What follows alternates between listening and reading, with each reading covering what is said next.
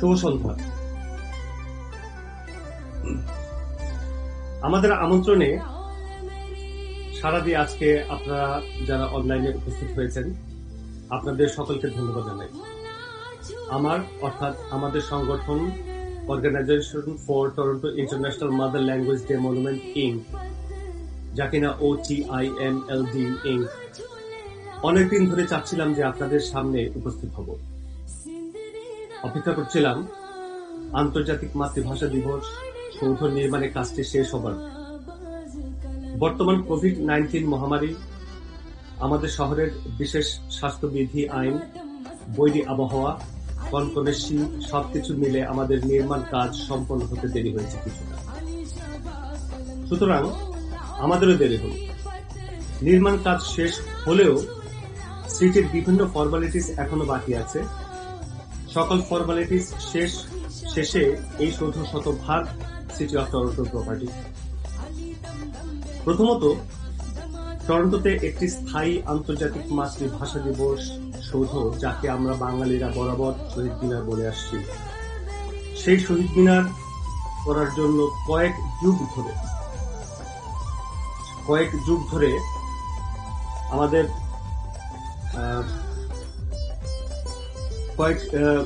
ধরে আমরা চেষ্টা করে আসছি। অনেক বাংলাদেশি চেষ্টা করেছেন, তাদের সবার প্রতি কৃতজ্ঞতা।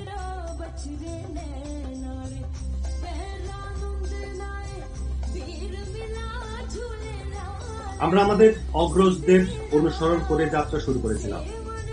আমাদের যাত্রা শুরু হয় যেভাবে, গ্রেটার ঢাকা অ্যাসোসিয়েশনের উদ্যোগে দেওয়ান আজিমের নেতৃত্বে 1914 সালে আমরা প্রথমে রেড হট তন্দুরি রেস্তোরাঁয় বেসমেন্টে টরন্টোর বিভিন্ন সংগঠন, গুণীজন ও সাংবাদিকদের নিয়ে একটি আলোচনা সভা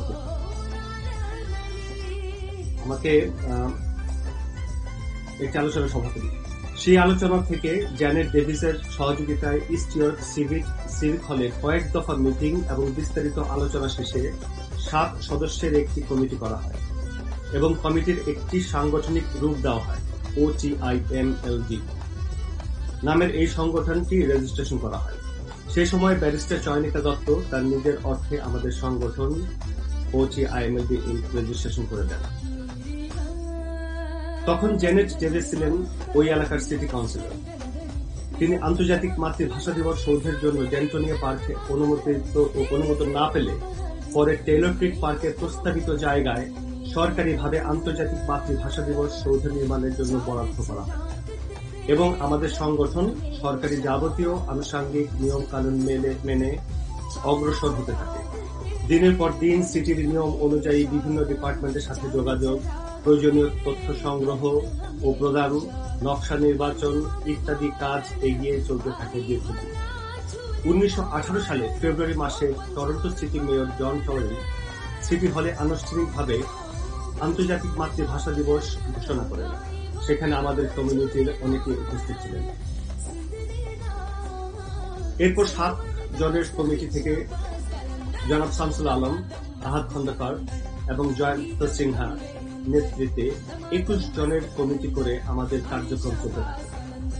তারপর আবারও কমিউনিটি থেকে নতুন সদস্য নেবার দাবি আসলে কমিউনিটির পক্ষ থেকে 6 জন, মনির ইসলাম, শহীদুল ইসলাম মিন্টু, রাসেল রহমান, রেজাউল তালুকদার, শামসুল আলম এবং আবুল আজাদ এর নেতৃত্বে 21 জনের বোর্ড থেকে 37 জনের বোর্ড করা হয়। তারা 18 জনের যে লিস্ট দিয়েছিলেন আমাদেরকে, সেই লিস্ট থেকে কাউকে বাদ দেওয়া হয়নি। সেই সময় টরন্টোর কাউন্সিলর ব্র্যাডফোর্ড সাহায্যের হাত বাড়িয়ে দেন। তার সহযোগিতায় আমরা আন্তর্জাতিক মাতৃভাষা দিবস সৌধ বা শহীদ মিনার স্থান পরিবর্তন করে বাঙালিদের প্রাণের জায়গা ডেন্টোনিয়া পার্কে করার অনুমতি পাই। সেই সুযোগ আমরা হাতছাড়া করিনি। আমাদের আন্তর্জাতিক মাতৃভাষা দিবস সৌধের নকশা কিছুটা পরিবর্তন করে ঢাকার কেন্দ্রীয় শহীদ মিনারের আদলে সিটির কাছে নতুন করে পেশ করি এবং অনুমতি পেয়ে যাই। এবার আর্থিক বিষয়।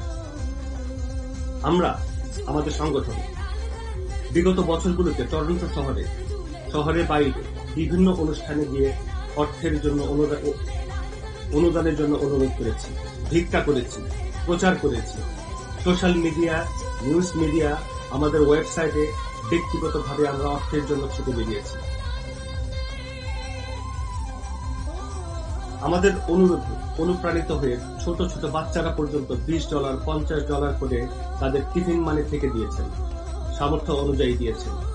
এইভাবে আমরা প্রায় $50,000 সংগ্রহ করি। 1918 সালে আমরা বাংলাদেশের প্রধানমন্ত্রী বরাবর একটি লিখিত পত্রের মাধ্যমে আর্থিক সহযোগিতা চেয়ে আবেদন করি, কিন্তু তার কোনো উত্তর পাইনি।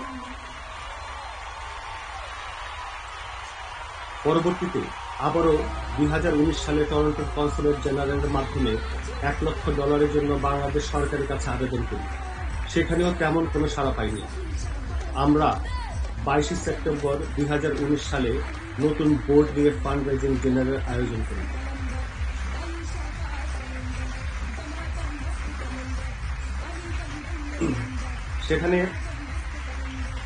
যেখানে $1,15,601 প্রতিশ্রুতি পাই।